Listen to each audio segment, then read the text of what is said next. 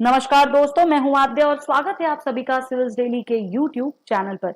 दोस्तों, आज हम बात करेंगे एक इम्पॉर्टेंट भारत की स्ट्रैटेजी के बारे में जिसका नाम है इंडिया की नेकलेस ऑफ डायमंड्स स्ट्रैटेजी। क्योंकि इस स्ट्रैटेजी का सीधा लेना देना है हमारे पड़ोसी देश चाइना से। ठीक है, देखिए क्यों ये टॉपिक आया है न्यूज में। सबसे पहले मैं आपको ये बता दूं तो इंडिया ने हाल ही में वियतनाम के साथ एक MOU साइन किया है जो कि बेस्ड है म्यूचुअल लॉजिस्टिक सपोर्ट के ऊपर। और ये पहली बार हुआ है कि इंडिया ने या वियतनाम ने किसी देश के साथ जो है ऐसे एक ये म्यूचुअल लॉजिस्टिक सपोर्ट वाला अग्रीमेंट किया है। इसके पीछे बहुत बड़ा रीजन है दोस्तों, वही हमें समझना है क्योंकि IR के नजरिए से ये काफी इंपॉर्टेंट है। और IR इस बार प्रीलिम्स अगर आपने दिया होगा, प्रीलिम्स 2022, तो आपको पता होगा कि भर भर के पूछा है। तो ऑब्वियस सी बात है मेंस में भी काफी दबदबा रहेगा IR। And also those student who belongs to having optional subject PSIR आपके लिए तो बहुत ही ज्यादा इंपॉर्टेंट है। तो देखिए किन किन चीजों की आज हम बात करेंगे। सबसे पहले हम बात करेंगे कि भाई इस पूरे अग्रीमेंट में ऐसा क्या है जो इसको स्पेशल बनाता है। ठीक है, कि क्या है ये अग्रीमेंट, इसके बारे में जानेंगे। दूसरी चीज, आखिर वियतनाम ही क्यों, आखिर वियतनाम ही इंडिया की पॉलिसी, इंटरनेशनल पॉलिसी का जरिया क्यों बना चाइना को काउंटर करने के लिए। तीसरी चीज कि भाई क्या कंट्रीब्यूटिंग फैक्टर है इंडिया के नेकलेस ऑफ डायमंड स्ट्रैटेजी का। और चौथी चीज कि आखिर exactly necklace of diamond strategy ये है क्या। And then we will move towards conclusion. ठीक है, तो ये सारी चीजें, तमाम चीजें आज हम डिस्कस करेंगे जो आपके मेंस के लिए बहुत इंपॉर्टेंट है। तो ध्यान से सुनिएगा दोस्तों, और अगर कहीं भी कंफ्यूजन लगे तो पूछिएगा जरूर। अच्छा देखिए, इंडिया ने बहुत सारे देशों के साथ जो है लॉजिस्टिक अग्रीमेंट साइन किया है, जिसमें कि सबसे पहले तो ऑल क्वाड कंट्रीज आ जाती हैं हमारी, जैसे कि फ्रांस हो गया, सिंगापुर हो गया, साउथ कोरिया हो गया। ठीक है, इनके साथ जो है हुआ है। और ये जो अग्रीमेंट्स है इनको logistic exchange memorandum of agreement के नाम से भी जाना जाता है, जिसे हम शॉर्ट में लिमोआ भी कहते हैं। और ये US के साथ भी है सिंस 2016। तो ये एक मैप है और मैप में वो सारे देश बने हुए हैं जिनके साथ हमारा अग्रीमेंट हुआ है। तो इसको आप ध्यान में रख सकते हो। ठीक है, ये इंपॉर्टेंट है और अगर कोशिश करना हो सके तो एग्जाम में अगर आए तो ऐसा मैप आपको बनाना भी है। ठीक है, तो प्रैक्टिस करते रहिएगा। ओके, चलिए आगे चलते हैं और समझते हैं इस न्यूज को। सबसे पहले तो हम जानेंगे कि भाई जो अग्रीमेंट साइन हुआ वो क्यों इंपॉर्टेंट है। देखिए, ये अग्रीमेंट जो हमारा साइन हुआ है, इससे पहले कि हम चाइना वाली पॉलिसी पर जाएं, मैं आपको बता दूं कि इस अग्रीमेंट का साइन होना इसलिए अपने आप में खास है क्योंकि पहली चीज तो ये कि भाई आपको पता होगा वियतनाम को लेके चाइना काफी इश्यूज क्रिएट कर रहा है। ठीक है, चाइना की जो डेट ट्रैप पॉलिसी है जिसका भी हाल ही में कुछ देश शिकार भी हुए हैं। फटाफट से जरा पॉज करके बताइए कि इंडिया की कौन सी नेबरिंग कंट्री है जिसका शिकार, जो कि शिकार हुई है चाइना की डेट ट्रैप पॉलिसी का। मैं यहां लिख देती हूं, डेट ट्रैप। कौन सा देश है, विच कंट्री, नाम बताना है आपको, बहुत सिंपल सी चीज है। ठीक है, ओके, जब तक मैं आपको ये पूरा एक्सप्लेन कर रही हूँ फटाफट से वीडियो को पॉज करके नाम बता दीजिए। अच्छा देखिए, हुआ क्या है कि भारत और दूसरी तरफ वियतनाम, भारत तो फिर भी ठीक ठाक बड़ा देश है, वियतनाम बहुत छोटा देश है। ठीक है, ये दोनों ही चाइना की आतताई पॉलिसी से परेशान है। स्पेशली चाइना की जो एक्सपेंशन पॉलिसी है जिसमें वो अपने नेबरिंग नेशंस पर इतना डेट डाल रहा है और उन पर कब्जा कर रहा है, उनको कंट्रोल करने का जो तरीका अपना रहा है उससे काफी परेशान है। तो इसलिए वियतनाम जो है वो काफी सारे देशों से जुड़ रहा है थ्रू अग्रीमेंट्स, थ्रू मेमोरेंडम्स। और इसीलिए इंडिया ने भी कहीं ना कहीं हाथ बढ़ाया है, वियतनाम की दोस्ती को स्वीकार किया है कि भाई आगे चलकर हमें प्रॉब्लम न आए और हम एकजुट रहें। ठीक है, तो ये एक सबसे बड़ी स्पेशलिटी है इस अग्रीमेंट के लिए। और आपको तो पता ही होगा कि इंडिया और भी देशों के साथ इस अग्रीमेंट में, लाइक जो इसके इंडिया के लॉजिस्टिक अग्रीमेंट्स हैं उसमें मेमोरेंडम में जो है जा चुका है। ठीक है, चलिए आगे चलते हैं और अब हम अपने आते हैं दूसरे टॉपिक पे, दैट इज कि क्यों आखिर वियतनाम ही जो है वो उसे ही सेंटर बनाया गया है इंडिया की पॉलिसी का in order to counter China. देखिए, इंडिया जो है वो ऑलरेडी साउथ चाइना सी में वियतनाम के थ्रू घुस चुका है, ये तो आपको पता ही होगा। ठीक है, और इंडिया ने एक अग्रीमेंट साइन किया था वियतनाम के साथ इन अक्टूबर 2011।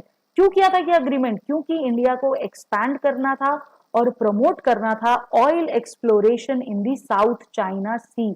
इसी वजह से चाइना को बहुत प्रॉब्लम होती है। ठीक है, और चाइना ने इसको चैलेंज भी किया था, बट स्टिल इंडिया जो है, इंडिया और वियतनाम दोनों ही स्टूड बाई किए थे अपने इस डिसीजन से to the legality of Indian presence in the South China Sea. और तब से ही हम कह सकते हैं कि भैया वियतनाम जो है वो चाइना की नजरों में चढ़ गया है।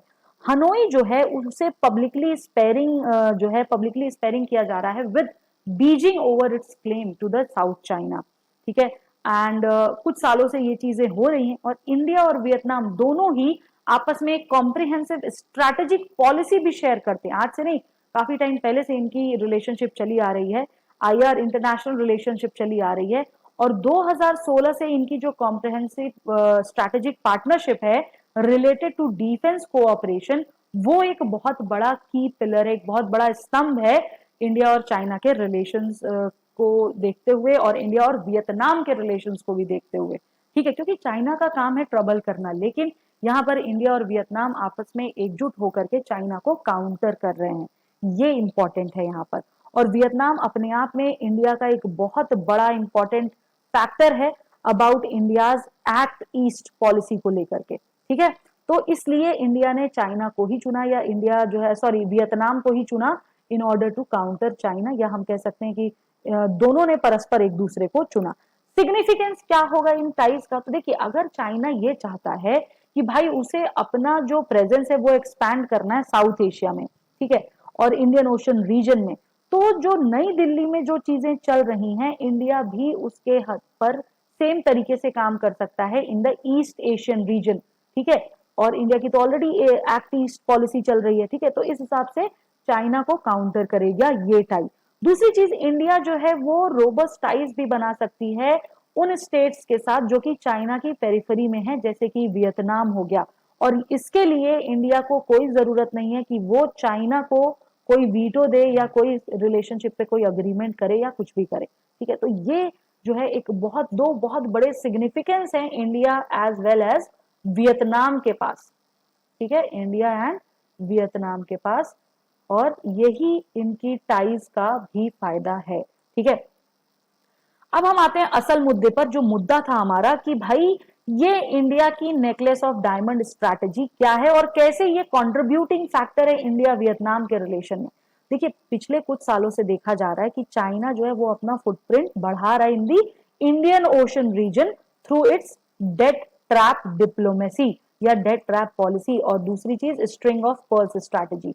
इन दो स्ट्रैटेजीज का यूज करके चाइना जो है ये इंडियन ओशन में, ठीक है, ये हमारा जो रीजन है इंडियन ओशन में अपनी प्रेजेंस बढ़ाना चाह रहा है। और अपनी स्ट्रिंग ऑफ पर्ल्स जो इसकी स्ट्रैटेजी है उसके तहत चाइना अपना फुटप्रिंट बढ़ा रहा है to contain Indian hold on the Indian Ocean. अपना मतलब इंडियन ओशन में जो इसका होल्ड है, इंडिया का जो होल्ड है, उसको कहीं ना कहीं ये काउंटर कर सके उसके संदर्भ में, ठीक है। और इसलिए ये यहाँ पर जो है चाइना जो है बेसिकली ये एक रिंग क्रिएट कर रहा है around India through strategically placed Nations, जैसे कि चिट्टागोंग बांग्लादेश, ठीक है, Karachi, Gwadar port Pakistan, Colombo, Hambantota both in Sri Lanka and other facilities, ठीक है। तो ये जो है हमारी ये जिसको बोला जाए कि भाई स्ट्रैटेजिकली प्लेस्ड नेशंस हैं, जो ये आप देख सकते हो ब्लैक में, ठीक है, ये है हमारा जो ये ब्लैक में बना हुआ है और ये बीच बीच में डायमंड्स बने हुए हैं, ये है हमारा diamond necklace of diamond strategy जो इंडिया लेकर आ रहा है अगेंस्ट चाइना की डेट ट्रैप और स्ट्रिंग ऑफ पर्ल्स स्ट्रैटेजी के, ठीक है। तो इंडिया जो है अपनी रिंग बना रहा है इंडिया के आसपास, जिससे कि चाइना हमें इंटरफेयर न कर सके, हमें नुकसान न पहुंचा सके। और किन किन जगहों पर है वो आपको ऑलरेडी मैंने बता दिया। अब होता क्या है ये diamond of necklace of diamond strategy, इसको हम समझ लेते हैं। तो देखिए, जो ये स्ट्रैटेजी है इसका एम ही है कि भाई चाइना को गार्लैंड कर लो, सिंपल वर्ड्स में। और ये एक काउंटर एनसर्कलमेंट स्ट्रैटेजी है against China string of pearls as well as debt trap policy, जिसके तहत वो इंडियन ओशन में अपनी भूमिका निभाना चाह रहा है। तो इसके लिए इंडिया क्या कर रहा है, इंडिया जो है चाइना को काउंटर करने के लिए जगह जगह पर अपने नेवल बेसिस खड़ा कर रहा है और अपने पड़ोसियों के साथ अपने रिलेशंस को सुधार रहा है with strategically placing countries to counter China's strategy. और इस स्ट्रैटेजी में इंडिया की जो स्ट्रैटेजी है उसमें जो बेसेस इंक्लूडेड है, 5 बेसेस हैं। कौन कौन से? सबसे पहले चंगी नवल बेस सिंगापुर में, देन सबंग पोर्ट इंडोनेशिया में, देन दुकम पोर्ट ओमान में, देन अजम्पशन आइलैंड सिकलीज में, और लास्ट है चाबहार पोर्ट ईरान में। ठीक है, तो apart from getting direct access to these strategically placed naval bases, India जो है वो नए नेवल बेसेस बना रहा है इन जगहों पर, और ये डेवलप करेगा old bases to garland China, यानी चाइना के आसपास अगर आप देखें तो ये इंडिया का एक बहुत बड़ा स्टेप है, ठीक है, अपने आप को प्रोटेक्ट करने से और चाइना का जो बढ़ता प्रकोप है उसे बचाने से। कंक्लूजन के रूप में अगर हम कहें तो हम कह सकते हैं कि इंडिया ने चाइनीज एक्सपेंशन के अगेंस्ट में एक परफेक्ट एंटीडोट खोज निकाला है, और इंडिया अपने इस एम में सक्सेसफुल भी रहा है, और उसने स्टैब्लिश किए हैं अपने बहुत ही अच्छे और हेल्दी रिलेशंस अपने सभी आसपास के देशों के साथ with China's periphery, with in China's periphery हम कह सकते हैं, यानी चाइना के आसपास। ठीक है, तो ये थी हमारी इंडिया की diamond necklace strategy. I hope समझ आई होगी। कमेंट करके जरूर बताइएगा अगर कुछ भी कंफ्यूजन हो तो। ठीक है, और नेक्स्ट सेशन में हम फिर मिलेंगे, तब तक के लिए धन्यवाद, नमस्कार, जय हिंद, जय भारत।